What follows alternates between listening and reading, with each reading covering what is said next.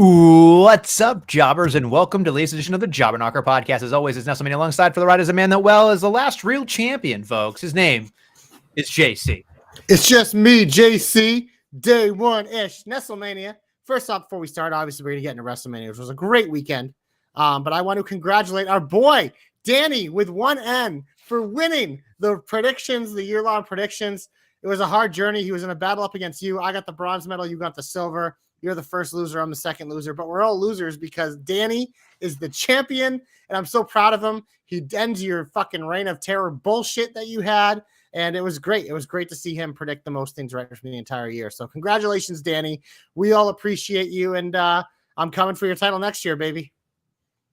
So that's fake false news, folks, because it's a tie Fake between false me and news. Yes, it's fake news because me and Danny tied. I am still a champion, co-champion, by the way. I don't think so. I think the tie goes to Danny because his name was listed first. Because and A becomes before D. Your name. When have you ever called yourself Adam on this program? The joke is who the fuck is Adam? Yeah, okay, so first up, no.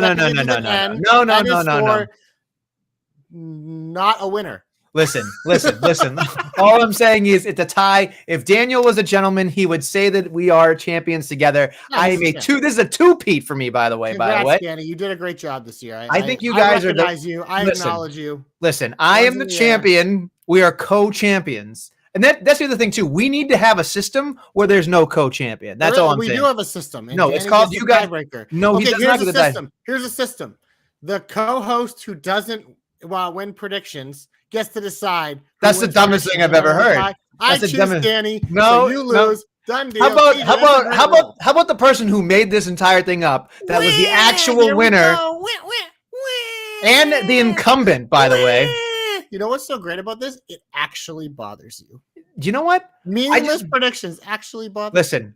Danny did a better job, though. Congrats, Danny. No, he did not do a better job. Anyway, to say, Marcus, we'll talk about Mania. We'll see if we liked it or not. Mania right now that we've congratulated Danny on the big win. There's a lot to do here. There's a lot of WrestleMania to get to, JC. I guess we should start off with night one as it is. I got the card here. We'll go down and we'll figure it out. Here we go. Starting off on night one, Jey Uso versus Gunther, 16 minutes, 30 seconds on the dot. What say you, JC? I mean, I don't have to say much. I just can eat. I mean, this match.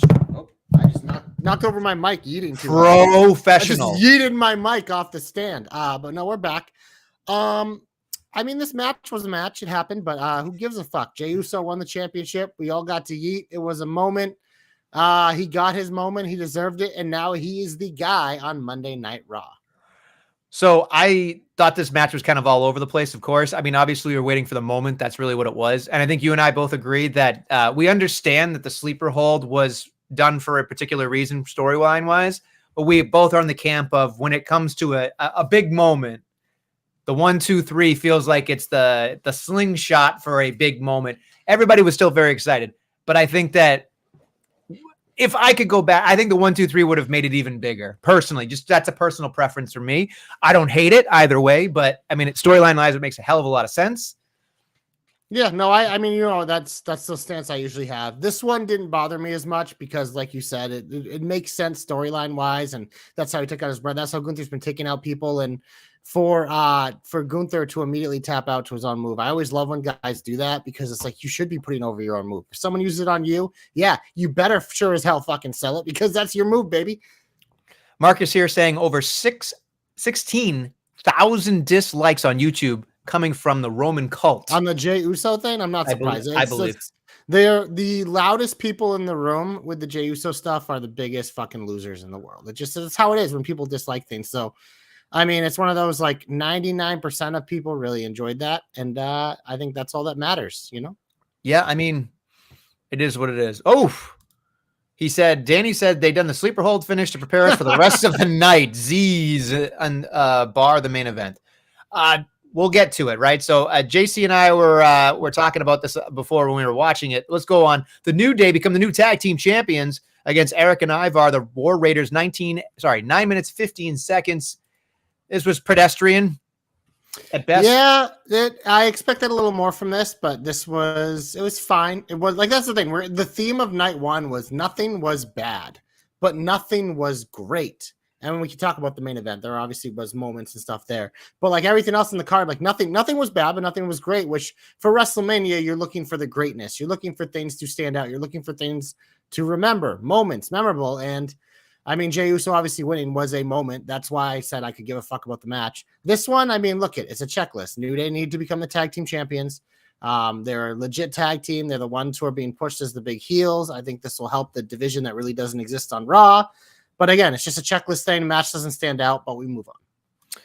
Moving on to the next one. We've got Jade Cargill and Naomi, 9 minutes, 20 seconds. JC. What did we say about this one? This was the match of the night until the main event. Yep. Because, and again, it's not that it was this amazing thing, but I mean, obviously I was impressed with Jade. I thought that she has shown some improvements. I think Naomi's been doing a lot of work and has been underrated most of her career. I think she's finally starting to get credit now, but you felt it in this one. You felt the physicality. This one had a lot of action, had a lot of stuff going on. There wasn't really like any slowdowns or anything at this point. Like this was balls to the wall. These two women wanted to beat the fuck out of each other. The right woman won. So yeah, this was the match of the night until we got to the main event, which I don't think anyone had on their bingo card, especially you. Absolutely not. I thought this was going to be a fucking train wreck, but it is what it is. But look, I will say this much.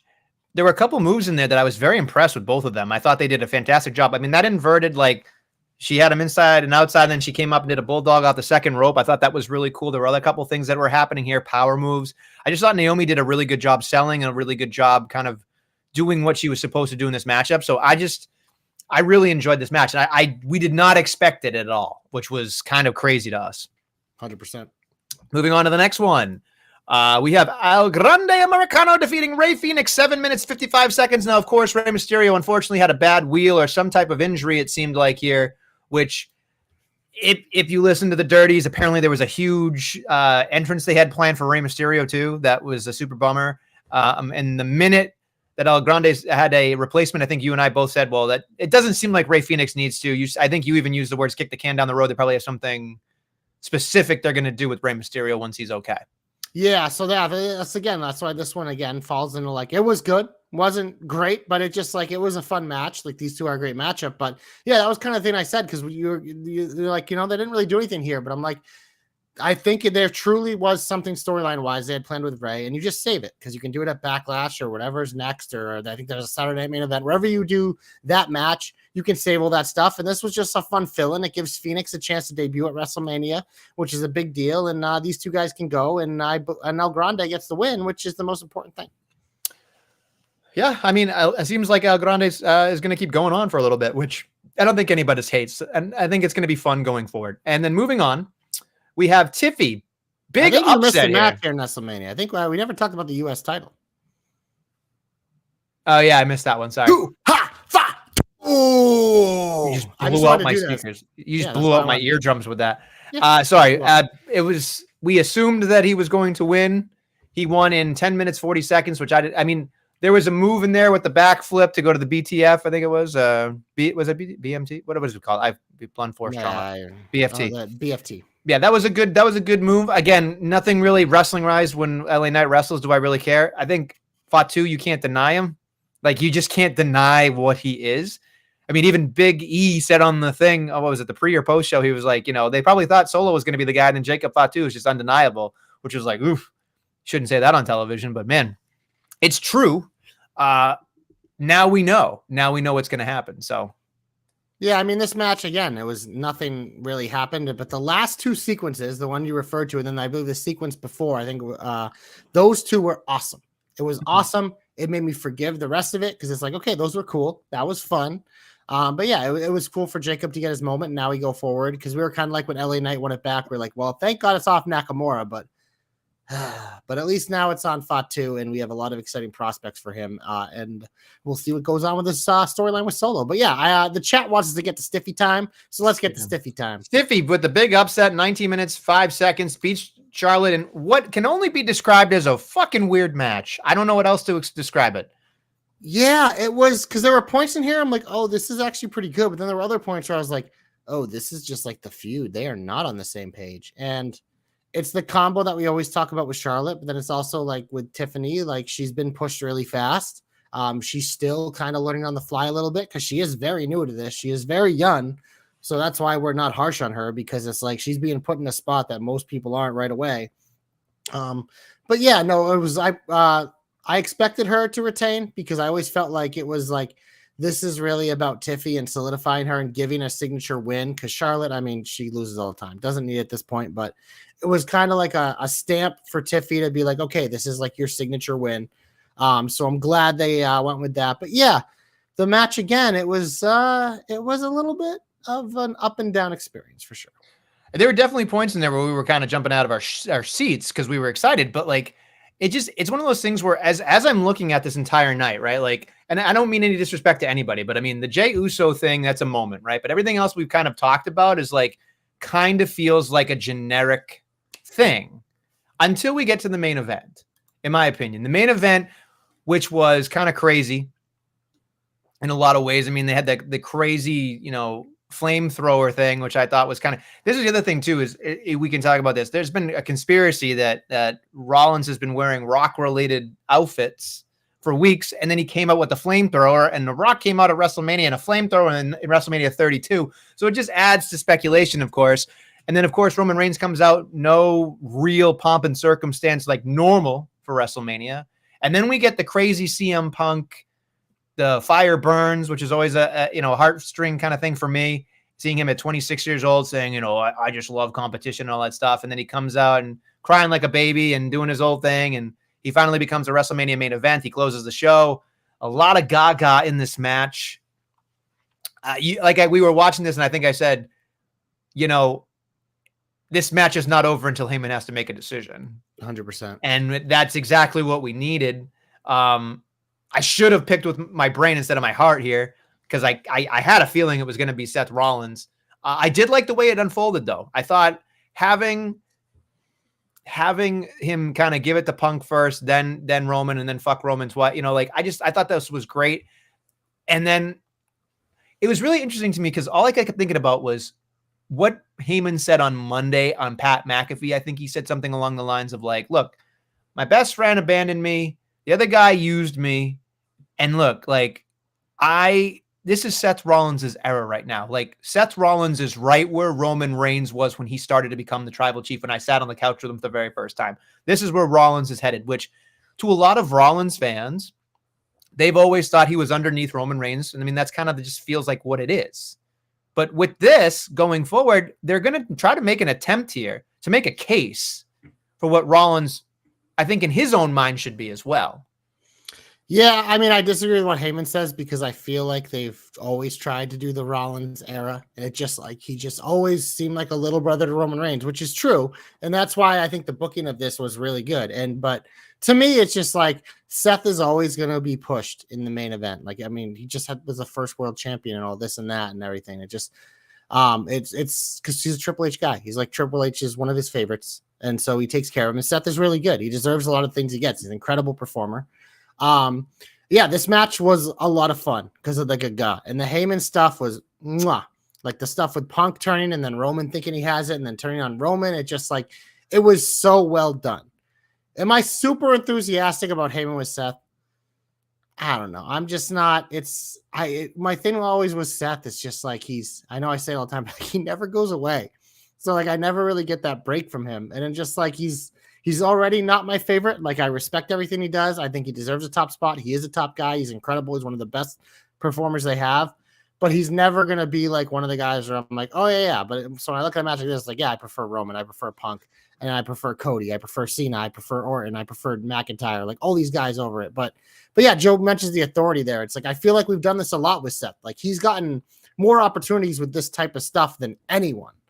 We'll talk about Monday when we get to Monday, and I believe we're going to dedicate our entire hope segment to really ironing that out of how I could be more excited. And obviously there was something that had me excited, but for a different reason. But yeah, no, this by far was the standout of the night. It gave us the twists and turns and the unexpected moments, and that what we really need to see out of Heyman. But yeah, it's going forward. They're going to have to continue to work hard to impress me. They did it for that night. They did it for Monday, but I'm still a little weary because I've seen Seth in these top spots with a big, like with a faction and with a power and all this before. And It wasn't my favorite times in wrestling, so we'll see. Overall, night 1, if you had to give it a grade.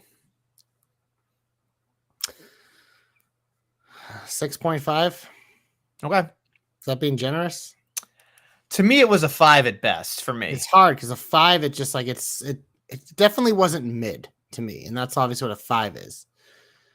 But it's just like I still don't feel good about my 6.5. Right, and I think that's the issue is like and I'm not being like super critical of it because again, there was nothing technically wrong with anything. Yeah, everything was fine, but I don't know. It was really difficult for me because I think, I definitely, my ass was chapped when I heard Triple H say this stuff about, I'm really pissed at these fans and people are so critical. And I'm like, do you not realize where we live and what we do? Like as a society, everybody's they also critical. praise the fuck out of you, dude. Like it's one of those things. It's like you got to like both sides of the coin. You gotta like, take it. Yeah, it's one of those things, and not everything you do is going to be amazing. You've been on an incredible fucking run the last couple years. You nailed all the Cody stuff, even with the twists and turns with fucking dumbass Dwayne getting himself involved and everything. It made it work out and made it even more amazing. Like you've hit home runs with all this stuff. It's like at some point you were going to have a clunker. It just happened to be at WrestleMania. And it wasn't even a clunker. It just like it wasn't up to the level that we've come to expect at the big shows under the Triple H era. Like this was a fine pay-per-view. If this was a WrestleMania under Vince, I feel like we'd have a much different perspective and be like, oh, wow, yeah. But it just, our expectations have been risen, especially for these shows. And yeah, it didn't underdeliver. It just didn't give us that extra oomph that WrestleMania has. But we can dive into night 2 and see if anything did there.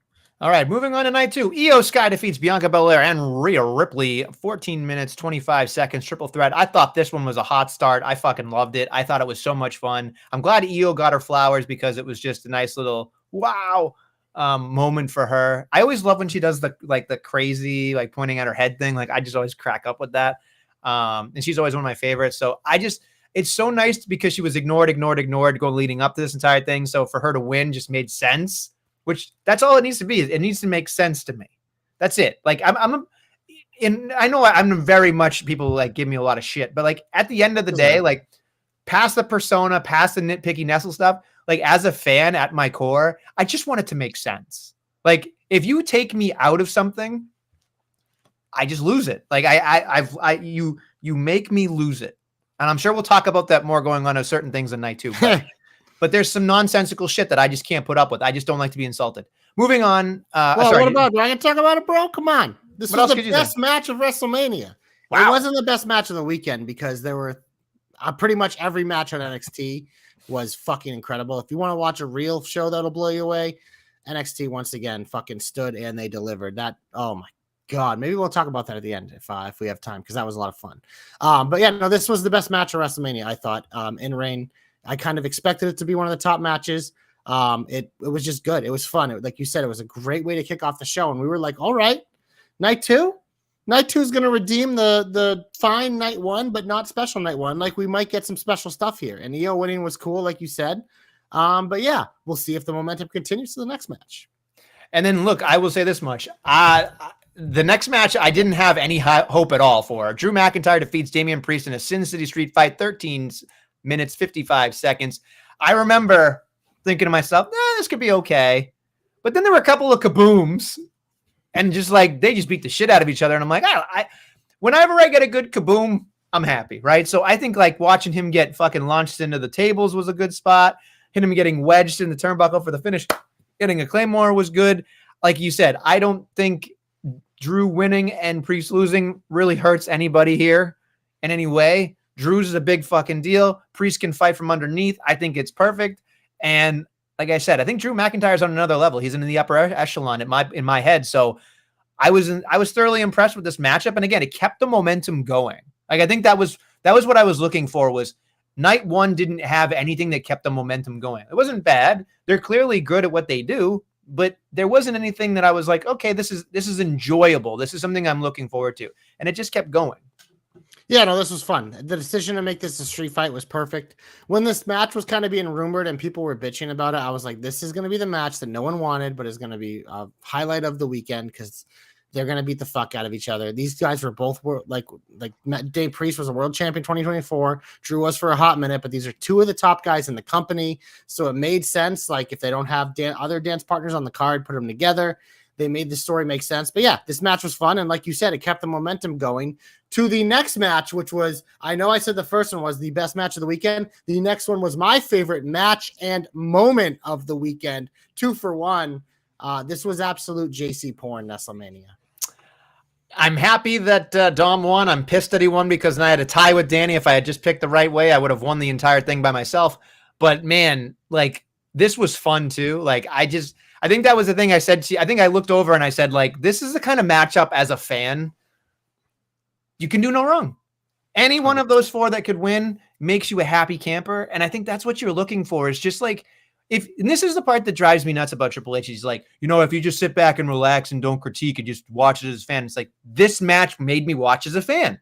You fed me something I wanted. I enjoyed it. And then I fucking popped because the guy that we all thought wouldn't win won, and he got what we wanted him to get, even though it seemed insurmountable that he was going to be the one to win. And then he runs back down for a second celebration. The crowd fucking goes nuts for him. And it's just like, that's what we're looking for as a fan base. And I know you can't do that with every match. That's not fair. That's not a fair critique, but you certainly didn't do it with night 1. You certainly didn't do it. So night 2. Yeah. No, Dom got his Miz moment. He got his Miz moment, which, I mean, look it. You know how we feel about Dom in this program. The instant this Dom stuff started, I was in love with it. And he has been one of the most consistent and important performers, most valuable performers they've had the last couple of years. He has done no wrong. Everything they give him, he knocks out of the park. He makes feuds better. He makes matches better. He makes backstage interactions better. He has been an absolute stud. And those are the guys that you want to give Mania moments to. And it was cool the way they did it. Obviously, we got to see Penta fly around. We got to see Braun spear a bunch of people. We got to see Finn be graceful as fuck like he always is. But yeah, this was the match I think we were both looking forward to. I think it was probably the match that we both enjoyed the most. And this was by far, my favorite moment of the weekend because it was great. And like you said, from him running back into the ring and celebrating, from the post show where he's still getting cheered by the fans, and even carrying over to Raw when he still had the crowd. I expect the crowds to go back to normal like they normally will, but it was just cool to see it for a weekend, to see Dom finally get the love this motherfucker has deserved because he has just exceeded everyone's expectations since he's gone through this character change. It's interesting where we're going to go with this, and we'll talk about it more, but it's so interesting to me that he's still got it. Like I didn't know if they were going to change it on Monday. So I'm excited that he gets to keep it. Like if he can go on a JBL run where like JBL was world champion and he just kind of like won by accident a bunch of times, I'd be totally okay with that. Like I think that fits that character so well that he's either going to need all 5 of Judgment Day's help or he falls ass backwards into a victory. Like that shit will always make me go, you know what? That's enjoyable television for me. You can book him. He's the easiest person to book in the world because you got all the heel bullshit. He has a faction. Like he has the girl. Like it's going to be the easiest shit to book. It's just like dastardly heel bullshit. And like you said, you can even do the accent stuff. I'm excited. I hope he gets a nice long reign. Moving on. Randy Orton's open challenge answered by say his name and he appears. I believe in Joe Hendry. I can't believe that he fucking showed up. We talked about a lot of these different situations that could have happened. He was not on our dance card. Which is great. That's how I want it to be. I don't want to fucking know who comes out. I loved it. 3 minutes and 10 seconds, almost a jobber alert. A lot of people were very upset that Joe Hendry kind of looked like a jobber, but like, I don't think that's the case in this. Like we talked about this a lot, but just for people that were very upset about the Joe Hendry thing, he's not on the WWE roster. And they went, you know what? Let's think of all the people that weren't on WrestleMania, right? They could have just picked somebody from the roster and it would have been cool. We could have had Rusev return or Aleister Black or anything like that. You could have done anything. And they went, you know what would be fucking cool? Something they've never done before. Give somebody that doesn't even belong on the WWE roster, that doesn't have a contract, give him a fucking Mania moment. And I think that was so cool. And again, if he had gone longer with Randy Orton, I think at some point it would have just been worse. 100%. And I think you did all the pomp and circumstance. You did the whole fucking turn. He eats the RKO, dusts himself off, does it again. And then Randy does the turn and the pose. I just think you can tell Randy Orton's having a lot of fun. You can tell Joe Hendry just knows that he didn't look super nervous. He just looked like he belonged there. So I thought this was a great outing for everybody. And when Randy can have fun, like that's just super special. The match didn't mean shit. It was the moment of him coming out, Randy Orton's reaction to him, and then him eating the fucking RKOs. That's what we wanted out of this. We wanted it, and Joe Hendry played his role perfectly. Triple H praised the hell out of this dude in his presser, being like, look it, I told the kid, this is your first WrestleMania. This is going to be the easy one. He's like, Joe Hendry's going to have a lot of WrestleManias. And I'd say it's tampering, but pretty much TNA is like even more of a feeder for WWE now, as we saw with Jordan Grace. Just immediately her contract ends, she's over here and whatever. But it's like they had that partnership. I assume AAA is kind of going to be the same way with that one being announced. But yeah, I mean, this was perfect because I didn't expect it. And the best thing when it's surprises is something I couldn't call, and where you just get that genuine reaction like, oh my God, this is fucking awesome. And Orton doing the pose at the end, like he was all into it. You could tell. They did a quick cutaway. It was probably like a second and a half of Randy Orton during his entrance. And he had the biggest fucking grin in his face. And I'm like, you know, he's all into this. When he was pitched this idea, he probably fucking instantly was like, I fucking love it. Because like you said, this is the point of his Randy Orton's career now where he is just having fun. And Nestlemania, these Force 4 matches on WrestleMania Sunday, we were like, we got it, baby. We got the momentum. We're back. This is great. What's up next? So this is the match that was a head scratcher for me. Logan Paul beats AJ Styles 17 minutes, 50 seconds. It went long. I don't know if that was by design or not. Obviously, Logan Paul was the right winner here. I didn't expect the Karrion Kross thing. Like, that was cool. They popped for Karrion Kross, and he stopped the guy and told Allen to use the knucks, and Allen didn't want to be because he good at two shoes, and then lost because he got hit and pulverized at the same time, which, whatever, fine. But there was something about this match, JC, for me that I was waiting for it to get extremely good and impressive. And I don't know, maybe I just had something in my head that wasn't going to meet the expectation, but I just felt like it fell short of my expectation of this match. Yeah, underwhelming is the word I would describe this. Because again, it wasn't overtly bad. I didn't think there was anything wrong with it, but as weird as it sounds, I've come to expect in Logan Paul matches that I'm going to get cool shit in moments. And when you tell me he's wrestling goddamn AJ Styles, who's one of the best to ever do it, and their styles, pun intended, like match up pretty well, maybe that was the problem, I get excited. So yeah, I think we're both waiting for like a crazy spot or a crazy moment. And I guess the Cross thing was like the moment they did, which whatever. Like, I agree. I love the reactions he got all weekend. And I'm sure we'll talk about his promo later. But it just, yeah, underwhelming is what I would describe, because we never really got anything that would make us whelmed. And yeah, it's yeah, I was just waiting for it. It never came. So this is when the momentum started to turn a little bit.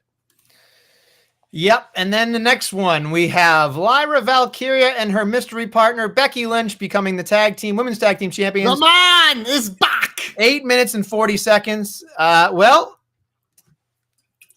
she only bumped twice and she fucked up immediately in the matchup. So, there's that. Yeah, she had that instant botch. But I just remember on Saturday when they randomly announced that Bayley was attacked and out. And I'm going, oh, could it be? And I looked at you and I said, it has to be Becky. And your face was just priceless, because you knew it. You're like, motherfucker, he's right. It's going to be fucking Becky, because this goddamn Lyra who like looked up to her, and like Becky was like her pro, like it just all this. And it's just like, yeah, so it made sense. It sucks for Bayley, as everyone has talked about, losing WrestleMania, but she had that massive moment last year for her, and this just made sense for Becky coming back. Them women, obviously, if you're bringing back Becky and putting them together, it felt like they kind of had to win. And we'll talk about what happened on Monday, but yeah, I didn't think there was, again, anything wrong with this. This was more of like the night one thing. Like we all laughed hysterically when Becky botched her first move. Yeah. But we'll give her, ring rust, we can Oh, give her that, come on. I will say this. The reason why I was happy with this is because our girl Lyra was able to be a double champ, even if it was for one day. I love that visual. I love that kind of stamp of approval. And I think having Becky come out with her legitimized her even more, because we've seen with Lyra, like, the crowd likes her. We all like her. We feel like there's still something missing to take her to the next level, but like, we all like her. She's fucking incredible in the ring. Her entrance is really cool. She has that crowd interaction thing, which is going to help her continue to grow. but I think this kind of stamped her as WWE being like, yeah, we know this is one of the next It girls. She's incredibly talented, and we're giving her a spot here, and we're giving her a moment, and I appreciated that part of it. And yeah, obviously we knew Becky was coming back at some point. This was the spot, so it made sense. As much as you don't love it, I know you don't love it, but it made sense. I think for me, with the giant hair across my ass for this entire thing is, let's back up for a minute, right? Lyra and Bayley run a fucking gauntlet through the entire division, run train on the entire division, only to have her injured the night before, to have her plug in with another teammate that she's never wrestled with to win the tag team titles, which to me is fucking ridiculous. Absolutely absurd. I will say this. I think they teamed once in NXT. Maybe. Okay, fine. But here's the thing. Like, just a little bit. There's a fucking crack in that fucking door. But I'm telling you, man. And then so she comes out and I'm like, whatever, fine. She bumped twice. Someone made a joke that she was Hogan. She didn't want to bump, like, whatever. I'll pass that. Like, you know what's funny to me is you guys give me shit all the time, but you were sitting on the couch and you were fucking laughing your ass off. Because every time she did something, every time she fucked up, you looked at me and you kept going your little laugh. You hold yourself in, you start rocking on the couch. I'm just like, Jesus Christ. So, you know. The problem with you is you just take it to another level. Like I'll say it all the time. Like I'll take it to another level with like a Brie Bella and be super critical. But like Becky does so many good things that like when he gets a botch, it's like, I'm not going to fucking hammer her for it every week. It's the same thing with like LA Knight. There are certain people that you like to fucking hammer, and that's okay. There are people I don't like. I could come on this program and hammer at Seth Rollins every week if I wanted, but I don't because, whatever. And I understand a lot of people like him, but I think that's just the difference. Because believe me, when I watch a Becky Lynch match, I laugh at the woo, woo, woo, woo. She's fucking female Dave Andros. We've been saying that for years, but yeah, this was a spot for her in Nestlemania, and Lyra got her moment, so I'm happy. And then Danny said something here. We might as well talk about it right here. I think they got the heads up about the Bayley interview, which, listen, if you read between the lines in the Bayley interview that happened on that podcast, it sounds like she is upset that she missed Mania. That sucks for her. She does kind of sit there and do a lot of stuff for WWE. She's kind of a ring general. She's kind of been in this weird vortex, I guess is the word to say, where she's not really been doing anything important for a while. So we thought this was like they threw her a bone, but then they kind of fucked her, on Saturday, whatever. And it was so,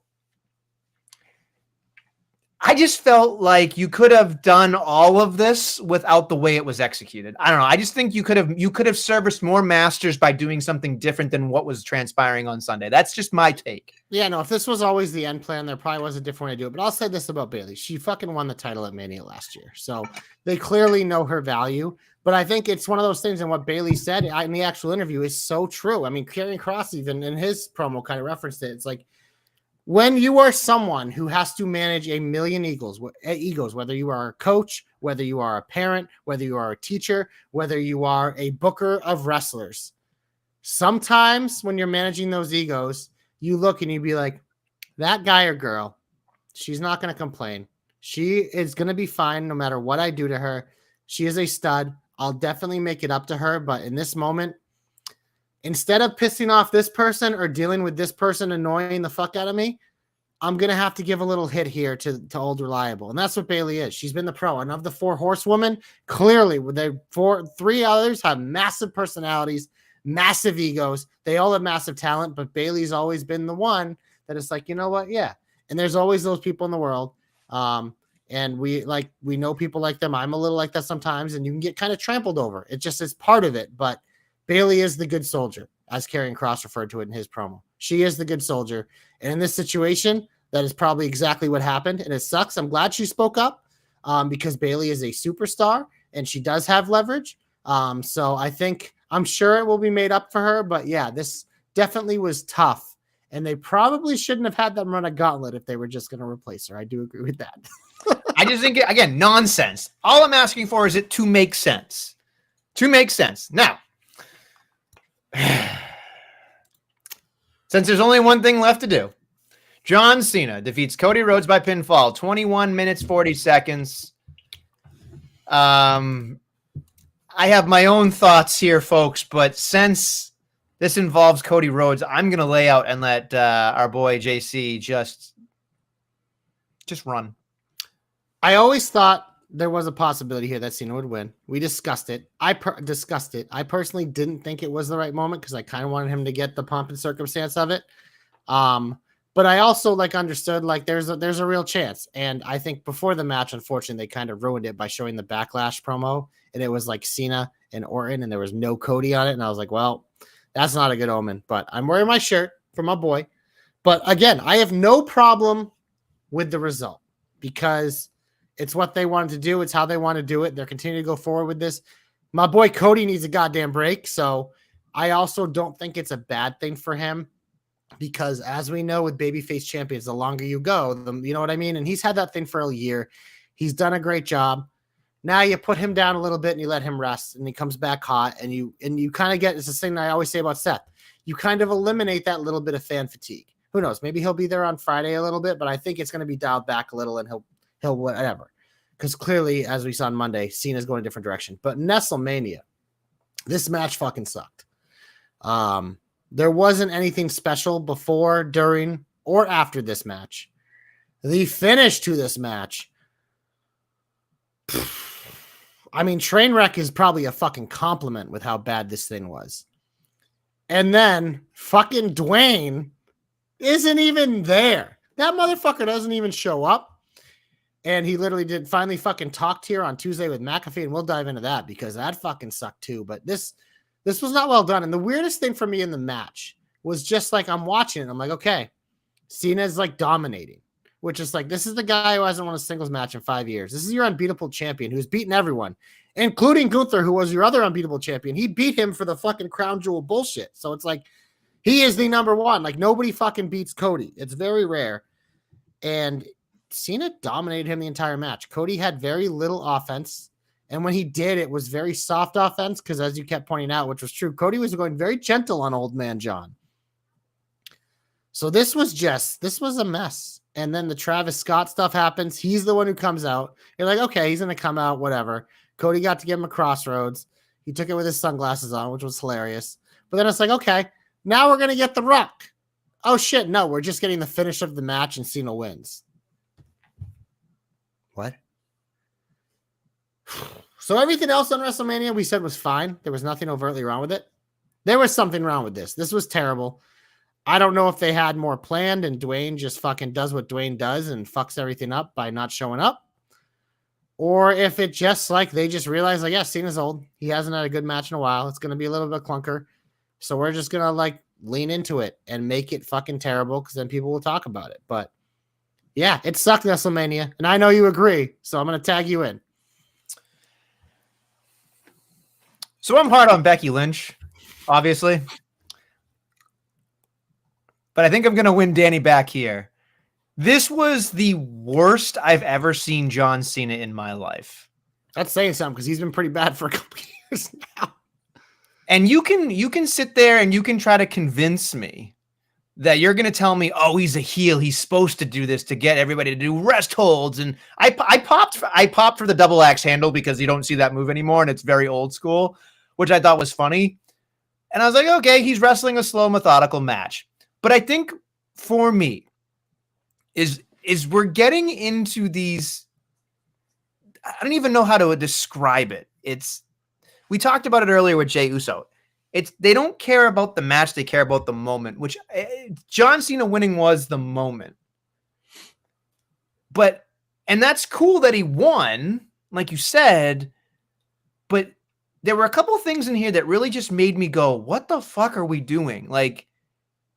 More importantly, and it's not specific to the person, but it was the fact that they were both down and then Travis Scott's music played and Cody Rhodes had to kind of sell for 3.5 minutes while the music was playing. And I just felt at that particular moment, it felt oh, here we go. And I think it set up an expectation for everybody. And it was just him. And it was he's the deciding factor in this entire thing when the whole point of the entire thing here was it was Cody's soul that was supposed to go to The Rock. And John was the backup. And John turns and John turns, but we never got really the explanation for the Rock connection. And now we know why we didn't get that explanation, because they probably knew that the Rock wasn't showing up. And for the Guthries of the world and the Chris's of the world that gave me shit on Twitter for saying, well, the Rock never had said he was going to be there at WrestleMania. I put out the tweet that was on Instagram that when somebody said, yo, Meltzer said you're not going to be at WrestleMania, and it's screen cap, The Rock says, don't believe that shit. What are we supposed to believe? Like, what are we supposed to believe? Not The Rock. Not The Rock. Not the fucking Rock. And here's the other thing, too, is John Cena won. Fine, great, wonderful. He's number 17. We can go on a rant here, and we can parlay this into Monday, too, but there's something on Monday that just fucking irked me, but we'll get to it. There's so much about this where John Cena as a heel is not a heel. And I think that's the biggest. He's being a heel when he needs to, but then he goes and does other things that are unlike heelish. I only say this because it's front of mind for me. At the very least, MJF is a heel at meet and greets. He's a heel online. Anywhere he is, it's the gimmick. John Cena still does meet and greets and shakes people's hands. He's not fucking charging people an arm and a leg. He goes on Pat McAfee and he cracks jokes and he's doing, like, he kind of goes back and forth intermittently playing this character. I don't believe it. I really want to enjoy this last run. But this back and forth shit where he's choosing his moments to pretend to be this character really sets me up to be aggravated. And no, it's not like aggravated boo this guy. It's aggravated as this is the best you could. You've had 20 fucking plus years of thinking about if this moment came, what you would do. And you can tell he's excited about this moment and what is transpiring, but it's not coming off the way that he's thinking it's going to come off. It's coming off less than. It's coming off not impressive. If you can't wrestle and you're setting that up as the whole thing, you don't have to wrestle because I don't have to, I'm the champion, blah, blah, blah, blah. That's fine. But don't give me the back and forth bullshit. Don't, because you're insulting my intelligence. Go all in. Don't half-ass it. And honestly, it's hard for somebody like him to go all in when he's not there full time. And when he shows up, he does whatever the fuck he wants. So, and I'll say this much. I like Cody, but I'm not a Cody guy like you and everybody else. Personally, I know this doesn't matter and I'm crying over spilt milk here, but I felt like that poor guy was raising the flag for so long that that's a memory that I don't want him to have to relive. You know what I mean? Like, it's his first Mania going into champion. I'm sure he'll have plenty more, but like he did so much work leading up to this that I felt like this was a disservice for how hard he's worked. Yeah. I mean, it's, obviously, like, you know how I feel about Cody. It definitely was not the most ideal way to end it, but the way I look at it and the reason why the Cody aspect doesn't bother me, it's like he had such a magical run to get it and whatever, but it had to end at some point. So it's one of those, like, it never had to have like a perfect ending for me, like something like whatever. It's just like, it's going to end at some point, and it's just, that's it. It's going to be over. Then we'll move on. Next time he chases a title, it'll be as a former champion, as a former top guy looking to regain a spot like many other guys have done. But what bothers me, and you hit on it there, and what you were pretty much saying is Cena isn't a heel. It feels like he's just playing a heel. And in today's wrestling, we see right through that shit. Like you mentioned MJF, like he's just a heel. Dom Mysterio, he's just a fucking heel. Like Naomi has turned heel. She's just being a heel. She's a heel online. She's a heel at meet and greets. She's a heel in her off time. It's just like, it's part of what you have to do, especially in today's wrestling. And Cena is just like, oh, when I punch in for clock, I'm a heel. But when I punch out, like you said, I do whatever the fuck I want. The Rock's been doing that, so he's clearly taking cues from him. But yeah, no, it definitely cheapens it. And when you're talking about the title and the guy and this fucking historic the moment, it's tough to have it be cheap, and that's what it felt like. And it just, we're not going to look back on this fondly. I don't think this will age well. And it didn't age. It wasn't good in the moment. So this was a little bit of my fear of having him win as a heel. and my worst nightmares kind of came through because now this historic 17, I don't know. I thought it could have been more. It'll probably come up at the knockers at the end of the year as what could have been or something like that, a category like that. But yeah, it definitely, I think it definitely ended on a sour note. And then, like, if you want to get into Monday, I think we can do that before we go to the Shine, just because we're here. He cuts that promo, which I know you're going to pick apart, as you should. At least we're getting Randy Orton at home at Backlash in St. Louis. That at least saved it. But his promo, again, I didn't believe it. And I just don't believe him as a heel. I just believe he's playing one on TV. I think what hurts my feelings about Monday, and just in general, as we talk about him not believing him, for a guy that dressed down Austin Theory for not being authentic, for a guy that dressed down Cody saying, I don't believe that you are who you are, I'm waiting for somebody in a promo to be like, you show up and you do this, and then you go outside and you do that. Nobody connects with that. Like, I think that's the biggest hypocritical thing about this entire thing. Is that he's sitting there, he has the audacity to say that shit to somebody else, when if you looked in the mirror, he's not doing his best work. And I think that really fucking pissed me off on Monday. And then, so here's the other thing. And maybe I got my wires crossed. Somebody tweet at me, somebody in the chat, maybe JC, somebody explain it to me so I can understand. Because sometimes, obviously, I get so animated and rattled and I just miss the fucking point. And that's why I need you guys. But it seemed like, to me, the way that they were phrasing this shit was that John Cena, once I won 17, I'm out.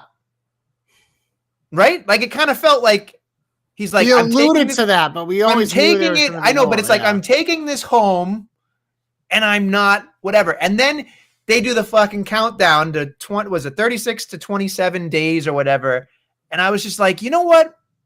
Like, man, it just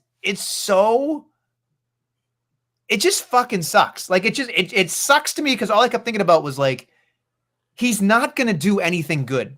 Like, he's got 27 fucking dates and I'm waiting for him to leave. What do we think? 3 to 4 matches, if that, in that span? I'd say 5 tops. Yeah. Cause we'll think Orton at Backlash. He'll definitely do like SummerSlam. And then we know probably that Boston date, but it's like, I don't know if he'll be at Money in the Bank, because at Money in the Bank, you don't really need the champion. I don't know if he'll be there. And then you look at all these other events, like, I don't know if he'll be there. Mm. So, yeah, look, I don't love it. I don't love what he said. I'm glad Randy just gave him an RKO. I did like the fact that he said shit before he ate the RKO. Yeah, that was a nice touch. You know what I mean? And here's the thing. Randy works slow, and now Cena's slow, so I feel like maybe it'll be better. There's like 600 They matches. just have to, what they didn't do in the Cody match was lean into the psychology more. With Randy, they need to lead in the same thing with this match. They need to lead into the psychology more. I mean, that's what Randy does best. I mean, Cody's really good at that too, but clearly the way they booked it, it wasn't a thing. But they just need to lead into that more. But I agree with Joe. He can take that fucking ugly piss belt home. The only reason I forgave it is because it matched Cody's hair, even though I hated that belt. But now that it's not on Cody, it looks terrible again. So yeah, he can take that fucking disgusting thing home. We can get a better one. Yeah. Look, I mean, yeah, it's going to be tough. I don't know what we're going to do with these next 27 dates. And the fact that he said it's like appearances, like I get that. That was a nice little touch. Yeah. But other than that, I was like, okay, great. So like you do the math. He's probably going to be here maybe 5 or 6 matches. That's about it. So it is what it is. It just doesn't go well. Yeah, it sucked. But Nestlemania, we've had a lot of negativity recently. Yep. So let's get in the shine, go through the nice things from the Raw after Mania. I don't think we have to talk about SmackDown at all. You can if you want. Well, our boy Mello won the fucking Andre the Giant Memorial Battle Royal. So there you go. You get in the Miz's orbit, man, you do it. But for me, Nestlemania, I think my favorite part of the Raw after Mania was Io Sky in the ring doing her thing. And we get the dun, La Primera on Monday Night Raw, Nestlemania. Not only did we get La Primera on Monday Night Raw, they blessed us with letting Io Sky and La Primera wrestle. I know we didn't get a finish, but I don't give a fuck. The 10 minutes or whatever we got of them going at it, I was just like, this is fucking awesome. I loved it. I thought it was super hot fire. It was great. And then I love that they're like, you know what? Let's continue to shine up these NXT girls because they're all going to be up here soon enough. We'll have Roxy come out, do her heel thing, mess it up. And then they turned Julia heel, and I was just like, I'm looking at Julia, and I'm like, this is going to work out so much better for her. That look she had was fucking badass. She looked dope as fuck. But her with a heel, she started getting these facial expressions, and I was just like, you're way more heelish than I expected, because like they obviously debut her. She's like, oh, whatever. But I'm like, instantly when I start to see it, I'm like, this is going to work. And her and Roxy seem to have a little thing. So we'll see how that goes on NXT until we have a draft. But I thought this was my favorite segment of the night. I thought Io and Stephanie shined. It was great. I thought that was a lot of fun. The crowd going nuts for the freaking move and being with Booker, just like the knee thing. Like, it's fucking awesome. It was awesome on the takeover or the stand and deliver as well. But this to me was a standout from the Raw after Mania. That was a fun segment. I kind of felt the minute I saw them starting to wrestle, I went, okay, well, clearly we're not getting a real finish. They're not going to give this away on free TV. So I thought that was wonderful. But it's so much that happens on Raw after Mania that was just kind of interesting to me. Again, it's a good match, but we'll see where it heads up, because in my head is thinking, is Roxanne headed to the main roster? Is Julia already going to the main roster? It's weird. Roxanne's like on the main roster, but not. But it's like, I'm assuming we're probably gonna have a draft soon. But I think Roxanne's fighting Vaquer tonight on NXT, so my guess is that'll be her last hurrah. But putting her with Julia, it's like kind of what I speculated when Julia lost the title. It seems like they might just hotshot her up. And Stephanie will probably have a run here as La Primera in NXT, and they'll probably bring her up maybe halfway through the year. That's my guess. I mean, I don't know. I have no idea. It's interesting to me because they're loaded. They're fucking stacked. So it's fun to watch. Anything else? What else did you like on the Raw after Mania? I'm curious, because I think the next thing that I bring up, you're not going to like. Well, I actually really enjoyed the Gunther stuff. Okay. Oh yeah, that was good. I think if you're not going to go right for the immediate rematch, this is something. And I know they probably won't get to a point where it's McAfee Gunther in a match, but somebody showed me something and I was like, yeah, that makes sense. Like I just love the little, like, do you remember when McAfee was on the table and Gunther turned around? They've been building to this. So I feel like it's just so interesting to me. Like, if you like, I always say to Todd when we try to put stuff together, I'm like, just leave us something. You don't have to acknowledge it, but always leave something in there in case, because there's nothing wrong with adding a little flavor here and there. So the fact that I really enjoyed Gunther getting upset, trying to choke out Michael Cole, Pat stepping in, Cole getting out of the way, McAfee getting choked the fuck out, all of his entourage trying to help him, all that shit. I just loved all of it. And then the backstage segment where Cole said, I'm not going to let a bully get to me. I'm going back out. And Joe Tess and him did the rest of the show, which I thought was kind of odd, but from a listening standpoint. But I just thought there was a great sell job by those two, and the realism of it. It just felt like everything Gunther does is hateable. There's no redeeming quality to it. There's a logic. There is a consistency to Gunther that is just better than everything else. So I really enjoy that stuff, because I can get behind that and go, yeah, that guy's a fucking piece of shit. I want to see somebody beat him. No, yeah, 100%. This was well done, and I think especially the way Michael Cole set it up, I'm assuming Gunther's going to get a lengthy suspension, so he'll probably go to the homeland and get, a nice little break here. And then when he comes back, it feels like we'll do Gunther and Pat at some point. But I kind of like it because, like you said, it'll keep Gunther away from the title a little bit, which is good. So, and yes, Nikki, we do answer the comments. You guys are just spamming the hell out of this because Nestlemania, someone in the chat fucking hates your headphones, which we all do, but oh my God, that's why I'm laughing every time Nestle is talking, because I'm literally reading all these comments. CJ, who's that, does not like your headphones. Nikki doesn't either, apparently. So yeah, I mean, none of us do, but it's like they are here. But yes, we do check the comments. I have been enjoying them. But yeah, we obviously are very deep in the show and still in the shine because it is a loaded week. So we are trying to keep a little bit of a pace, but yeah, we always enjoy the comments. So keep them coming and continue to tell Nestle that his headphones look stupid. They want them on right, so I'm just going to keep going further down. Yeah. There we go. Yeah, there we go. Look, there's a lot of things that are good here, but I'm curious what else that you enjoyed. I like the women's tag title match. I thought they were given time. I thought it was really good, and I loved the way they did it. I loved that, because we talk about all the time. You have these like one-day champions at Mania, and I was terrified it would be Dom. So when this happened, I fucking stood up and clapped because I'm like, Dom is safe. But I kind of like the way they did this because Liv and Raquel, they make sense as a tag team. They actually are a women's tag team that works. They're heels, which is easier to book for a division that is very hard to book. But then I said, I'm like, if they're doing this, Becky has to turn on Lyra. And boom, there it is. And I'm thinking to myself, I'm like, this is a rivalry that makes sense. It'll work. I know it's fucking a little clunky because it's just like an instant, like whatever, but I'm like, I don't mind it because I think this will help legitimize the women's IC title too by having it involved in this feud with Becky. So, and obviously we're going to probably find out that Becky was the one who attacked Bayley, which is, it's kind of a carbon copy of the like Jade, Naomi, Bianca a little bit and stuff, but like whatever. I don't care. I like this match. I thought it was a lot of fun. I thought they put on a good show, and I like that Liv and Raquel got it back, and I like where we're going with Becky and Lyra. Yeah, look, I mean, I'm glad it went back to Liv and Raquel, but there is a part of me here, and I maybe, again, I'm probably overdoing it, but there's something about this that made me feel like, I don't know who booked this shit at the end, but it was the part of like, I understand the first time, right? Like Becky fucking does it, and she's like in shock, like what the fuck's happening? But then she like left and came back 3 times, and Lyra's just sitting there staring at her, getting hit, and I'm like, get the fuck up and do something or do something. The fact that she's looking at her while she's hitting her, I was just like, you look stupid. You look like you should be selling, or that you should be like, she should be knocked out, or she should stand up and fucking fight. And the fact that she fucking just did nothing, I was just like, you're not helping the cause here.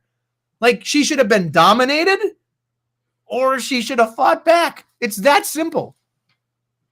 Yeah, I mean, look it. I don't disagree, but I was fine just because I like the end result in Nestlemania. Okay, fine. Do you have any other shine? Should we go to the Heat? Let's get to the Heat. For the Heat, they really want me to wear my headphones like you. This is fucking, I can't even hear right. Yeah. You can't even hear right. It's terrible. No, I'm not doing it. Not doing it.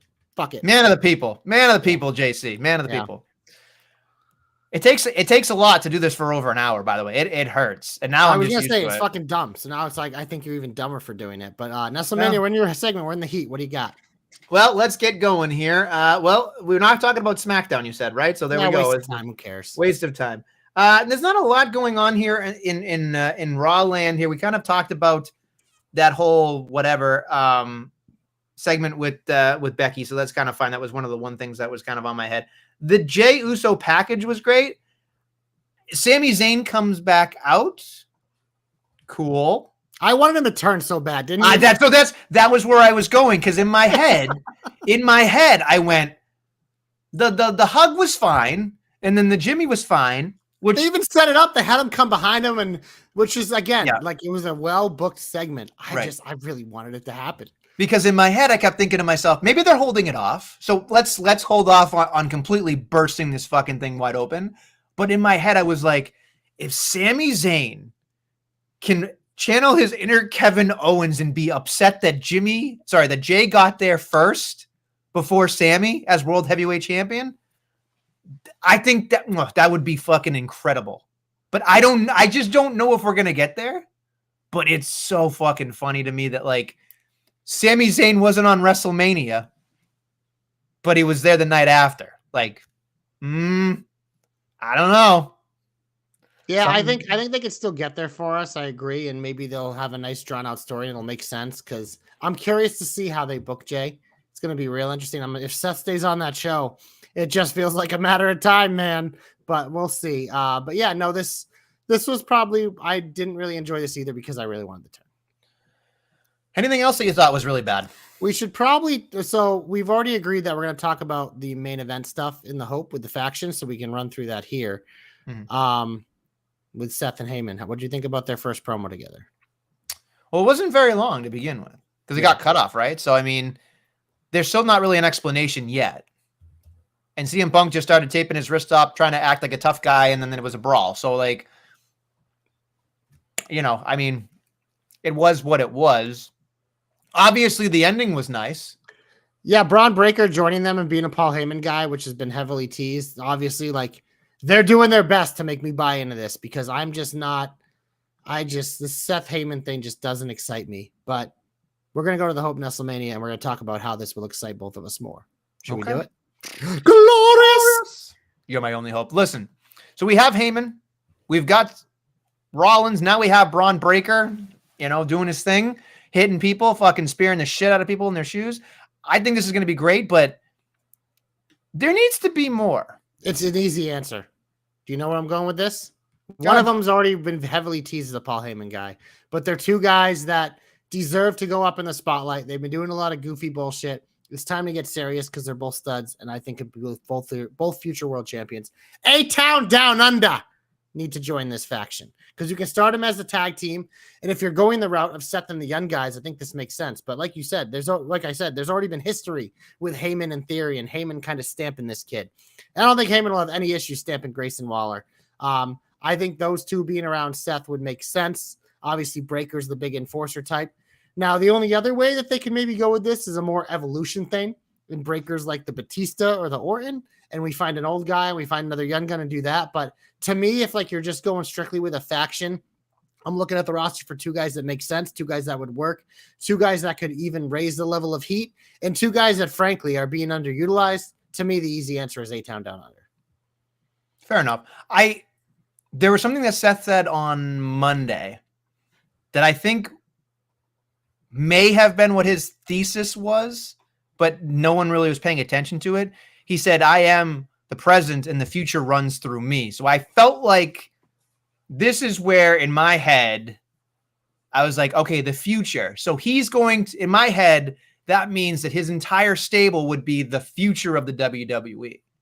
That he's going to handpick all, or Heyman and him are going to handpick all of the people that are going to be the next whatevers, right? Like the best tag teams, maybe the best wrestler, the best next entertainer, the best fucking it guy, like, or girl. Like, I think I'm hopeful that that's where we're going with it. Austin Theory was the guy I was going to pick, at least one of them. I don't know about Waller. I don't know if that's a big thing there. I'll be curious to see what happens. I think with women, there's so many women that are the future that you could get a Julia in there. You could get a Roxanne in there. You could get a Cora Jade in there. You could get so many people that fit that. It's a little weird for Braun and Jade, Cora Jade. Yeah, they're professionals. They're professionals together. But there's so many things that there's so many people in NXT that I was just like, okay. And there's still people on the roster too, where I was like, we know that Seth Rollins has ties to Nathan Fraser, right? Like, and we know he can go. Like, so I just feel like there's so many. Buy him as like a heel guy, though. That's my problem with him. Is I love Nathan Fraser. I'm a big Nathan Fraser. I think he has one of the best themes too. But I don't know if I buy him as part of this. Not yet. Mr. Action Figure has a good one. Says, what about Fallon Henley? Look, I love that. I think anybody in I was going to call him Fatal Attraction. I don't know if that's the right one, but what do they call it? Influence. Fatal Influence. Excuse me. I do the same thing. It's so close that it's not. Yeah. It's not Mandy. But no, I agree. Fallon Henley. There's so many people that you can think of that could work in this entire thing, and it would work. I think the one thing that Seth Rollins had with the Authority was that he had all these guys, that were his fucking, little guys that they could beat him to get to the champion kind of stuff. Which he kind of had in Theory then too, wasn't it? Like Murphy in Theory or something. He had something like that. That was during his Messiah phase, right? So, I forgot about that. He's had like. I'm telling you, dude, this guy, it's constant with him. That's why people being like, it's his big breaker, or Heyman saying that. I'm like, what Heyman said was total bullshit. Like, Seth has been given a gajillion opportunities to be the top guy, and it's just like they fall flat. It's just whatever, and which is fine, but it's just like he's Triple H guy. He's gonna continue to get him. I mean, I also agree that like Mr. Action Figure said that Becky Lynch as well, but like the one thing that he is married to her. She's a champion and a heel now. Well, she's no longer a champion. Well, she's gonna be a champion soon, probably. But like my thought was like, okay, that's cool, but then does it become the fucking the two of them? And it's just like that's not what it's about. It should be about like getting other people over. You know what I mean? I think that's to me is like when I saw Breaker get in there, I was like, okay, cool. The next year is Breaker trying to become a big deal for Rollins to become champion at some point, only to have Breaker, Batista, Triple H. Well, that's the crux of my hope is that Seth will probably beat Jay at SummerSlam or whatever, or maybe even sooner. But I want Breaker to hold that Money in the Bank because it's the easiest thing in the world to have him fucking holding it and whatever. And then you just have him eventually cash in on Seth. And then the rocket chips on Braun, and that's how you elevate him. It's fucking easy. Like whether you do it as a Batista moment with the rest of the faction or whatever, but it's just like it's so easy, and that's how you could kind of get me to buy in because then I can look less of it being like, oh, here we go with fucking Seth on top again, where I can be like, no, this is the launching pad for fucking Braun Breaker, which is all I fucking care about. So I would have him win Money in the Bank, Seth World Champion, and then you do it whenever you want to do it. But it makes too much sense to me. And then, of course, someone said, what about John Cena's leader? So I disagree with that one only because that would kind of overshadow everything. And he's on SmackDown, so I feel like this is a Raw thing. So the draft's going to be a huge difference maker for this particular faction, I think, going forward. I would hope. I really hope so. They'll do whatever they want anyways. Even if they draft in the wrong brands, they'll just switch it up and not even care. Yeah, I mean, I'm going to hold off on this and think, like, let's see what happens. If they add more people, I'll be excited. If it's just this, it's fine. But I think they need more because you have the two top guys, and now you need like the next tier. If you're going to do something like this, it does. And that's why I think like workhorses like Theory and Waller make sense. Okay, fair enough. All right, you want to get to our comeback? I've waited way too long to fucking do this. We're going to the comeback. Rusev Futria, Rusev Machka. He's back, Nestlemania. And look I feel like this is always the joke of the Raw after Mania is they're like, hey guys, we're going to give you a tag team match. No, we're not. The biggest guy in the roster is going to come out and ruin it. I think Braun Strowman's done this when he returned. I feel like they do this every year. And it was Rusev's turn. I love the new Titantron. It looked badass. He looks fucking great. Being back with Lana, they must be fucking like crazy because he was insanely in shape. And now we're going to get to see him and Otis. So we're starting right off with meat match. So it's like, I'm all about that. But this was great. This was a great return. Rusev looked like $1 million. The crowd was all for it. And I was looking at it. I'm like, look it. I don't know if he'll ever get that world title at this point in his career because there are so many guys. There are 2 titles now, so he has a better chance. And he's just coming back to be a stud guy, kind of like what we've seen Braun's role. Like he always has a spot on the card. He's a guy that'll have super fun matches and moments and help elevate other talent like Jacob Fatu. And I think Rusev's kind of going to be that type of role. But man, I'm looking at that and I'm looking at the crowd reaction. I'm looking how good he looks. And I'm like, maybe there's a chance. I don't think there is, but I was so fucking happy. We knew it was coming. It was pretty much spoiled, but this is my favorite comeback I've given out in a while because I am genuinely super fucking happy that Rusev is back in my life. There was a moment in there where I was like, what the fuck is this music? Like, I wanted the Rusev music, which whatever, it's fine, whatever. We're not doing the CFO shit anymore, whatever. But like, what a great song that was. And now it just sounds like a garbage disposal going off. Like I can't discern in my head who's coming out anymore. It's just look at that Titantron because that Titantron was fucking badass. No, yeah, it was great. And then he just kind of did his jump and fucking whatever, and then there we go. But I think we live in, like I said, I tweeted this out, but I think we live in a world where if Jey Uso can become world champion and Rusev Day was over like Rover, that there is a shot. I think there's a shot there somewhere. Anything is possible, Adam. Even for a day, you know? It is what it is. See what you did there. Even for a day. My comeback goes to somebody I didn't even think we were going to see in the next little bit, but there he is popping in the main event there, or sorry, the last wrestling match on Raw, which was JD McDonough back looking good, no problem with his neck or his back, whatever. He looks great. He helped Dom win. I just watching how he's worked over the last little while and made everybody else look so good. I just thought it was wonderful. And then to see him, I was just super surprised. I didn't even think of it happening. So kudos to him. And I'm excited to see what happens with Judgment Day back at full force. Finn was like, yo, you're my brother. You didn't even tell me you were coming back. That was my favorite part. I'm glad you said that because that was my note from this. It's just like, I love JD's back. He's a stud. He's another guy to help Dom win. But the best part of this to me was on the ramp there, Finn being like, couldn't give me a heads up because I was like, JD's the one guy. He's like Finn's protege. He's the one guy. And even he, because clearly this was a thing like Dom, Carlito, Liv, Raquel seemed to all know, but Finn didn't. I was like, I like this even more. I like it even more now. So it seems like we're getting the boot for Balor, but Das Boot. But yeah, I was excited, and I think overall it was a good Raw after Mania. But I don't know. The best one I think in a few years because I feel like they've been kind of underwhelming lately. I will say they did a lot. They reinvigorated a lot of different things here, which is what is kind of what we've expected it to be. To give a shot in the arm and then let's go. So, and they have SmackDown to do it now too. I think that's why last year was kind of lame because I feel like they saved a lot of the bullets for SmackDown, but this year it just seemed like they had a lot more bullets that they could use because the roster's a lot more rounded out and you have an easy return in Rusev, so you're checking that box. You had the turn with Becky, you're checking that box, and so I think they did a good job with this one. Before we get to the finish, I just wanted to say one thing that just crossed my mind right now, JC. So the WWE is having another Netflix show called WWE Unreal, where they're talking about kind of the backstage with the writers and stuff like that.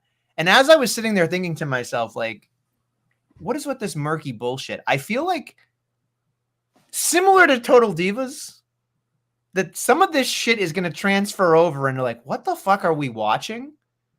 Just so that program has content. I don't know. It just feels like not everything, but we're going to get little things there where like, what the fuck was that? You know what I mean? Like, I feel like that's made for that show. Yeah. So the things I'm curious with this is just like, obviously, I think they're doing it because you look around and you see a lot of the most successful, like, of these docu-series type things, and Netflix does a lot of them, is like the behind the scenes, between the ropes, like beyond the court, like the golf one. They got the F1 now, where it's just like, it's like different type of access and kind of seeing the more inner workings of the whole thing. And with WWE, I mean, like, look at if you like kayfabe, do not fucking watch this because this is going to be fucking dead. And Total Divas was obviously more of like, it was like the drama show, whatever. I think this, they'll probably try to treat it more seriously, but what I hope that comes from it is when we see a weird booking thing, like The Rock not showing up at WrestleMania, this show, we get to see behind the scenes why that happened. Or we get to see behind the scenes, like, this thing that we expected to happen and didn't, why it didn't happen. Or this thing that did happen that was kind of weird, why was it weird? So if it can provide some of that stuff, it's like, obviously it'll air like 6 months after it happened in real life. I think it would be cool because we get more context. And I think, like Triple H talks about, but doesn't want the fans to bitch. I'm like, a show like this, if done properly, could give more context to why they do some of the things. So when the fans see things, they could be like, oh, I never considered that their hands were tied because this was an issue and that's why they did it. It makes sense why they did it that way, and I'm glad they did it that way instead of, you know what I mean? So that's kind of what I'm hoping from the show. Do I think that's what we're going to get? Not so sure, because I think, like you said, it might be a little too much like setup, but if it's like a true like docu-series documenting the happenings of things, kind of like we see in the 24s, we get tastes of that kind of stuff, but a show dedicated to the creative room, we get to see Triple H and his team scrambling because something happened, like The Rock not wanting to show up, then I'm all in. But I'm a little skeptical that's what actually was going to happen. Okay. Fair enough. Anything else? You want to get to the big goal finish? Big goal finish. And here's the thing, Nestlemania. We're in the SmackDown after Mania, so they're not really advertising anything, which I'm cool with. And I feel like they didn't give us anything for Raw. So yeah, that's what's happening next week. We don't fucking know. I'm trying to stall so I could find out all the stuff that's happening on AEW Dynamite, but yeah, well, you do that. I'm just gonna gush about NXT till you get that card because, like I said earlier, Stand and Deliver fucking stood and delivered. Even the fucking Dark State, the stuff was fun because you had Stacks turning on Tony. The main event was a fucking banger with those three guys. They made history with the three black men and the black referee. First time ever, which was cool. The women's match was probably my favorite match, the Fatal 4-Way. The ladder match was awesome. I love the Soul Zarya stuff. Love seeing my girl Lola back. Ricky and Ethan lived up to my expectations. The tag match might have been the show stealer of the night. Honk, honk. I told you it was going to happen, baby. Hank and Tank. And I will say this, Nestlemania, obviously Frack seems so fucking good, but Hank and Tank looked good in this match. I think there was good dance partners too, but I thought it was a cool moment. I really did. That's fair. Yeah. I think Fraxium needs to move on, but what are you going to do? They need to be called up because they are really fucking good, and you need a team of that ability wrestling on Mondays or Fridays. It's true because that tag team division is weird. Yeah, and they'll just like, they'll have banners with everyone. All right, we got some weird shit on AEW. I'm going to try to do my best here. They did not do a good job selling this. We got Mike Bailey and what was it? The new guy. What's his name? What is his name? Who's Mike Bailey? Oh, Mike Bailey. Oh no, Kevin Knight against the Young Bucks. Like that's whatever. It's a fucking match. We've got. It looks like. Oh my God, this is just terrible. Like, fucking give me the card. We got the Owen Hart where we got the semifinal of Stat versus Jamie Hayter in the house, which would be a good match. Go, Jamie. But we want Jamie to win, but we'll see what happens here. And again, winner faces Mercedes, right? In the finals? I believe so, yeah. Yeah, so it needs to be Mercedes Jamie or else I'm going to fucking riot. Mercedes Stat would be really good too, but they've done that already twice. Yeah, Jamie Mercedes is what I want. Give me what I want. I want that fucking match really bad. We'll see what happens. And then I think there's something else here, but I can't. This is just the way they fucking do this pisses me off. Daddy. It's so bad. Anyway, yeah, there we go. That's pretty much it. Like I say every week with AW lately, I just want more MJF in the Hurt Syndicate. My favorite thing on that show right now. It's so good. It's everything about them is awesome, and this MJF stuff is like I never want it to end. It's so good. It's so good. And it's the one thing that fucking like has me like captivated on fucking Wednesdays.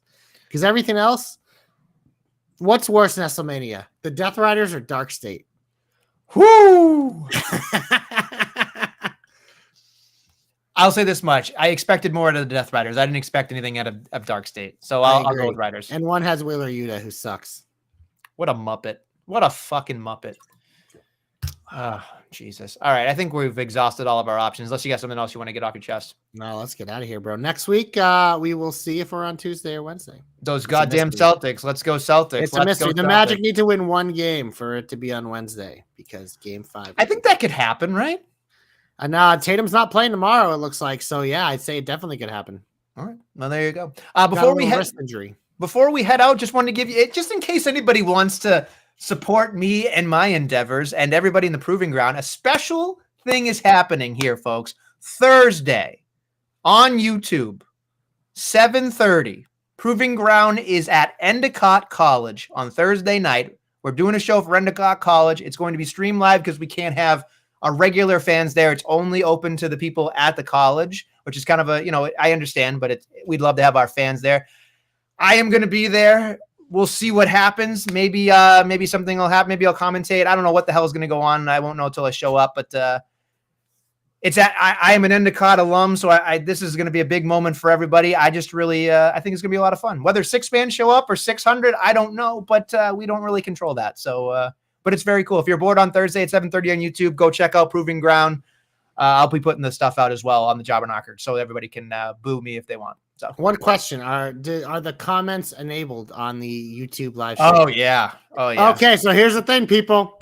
This is what you gotta do. You definitely want to tune in, but you can fucking send 1 million comments in that YouTube stream about Nestle's shitty fucking headphones. There you go. Tune in. Well, here's the thing.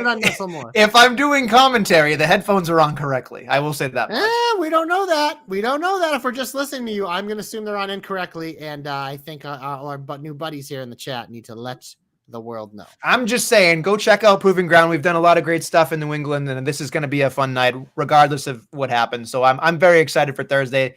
It's going to be a fun day for us. So I'm looking forward to it. On that note, thank you for listening. And the new people giving me shit. Thank you for you, because I'll take it. I'll keep wearing this until it fucking hurts you even more. Anyway, on that note, thank you for listening and watching the Jobber Knocker podcast. We'll be back next week with some more Jobber Knockery. Honk honk.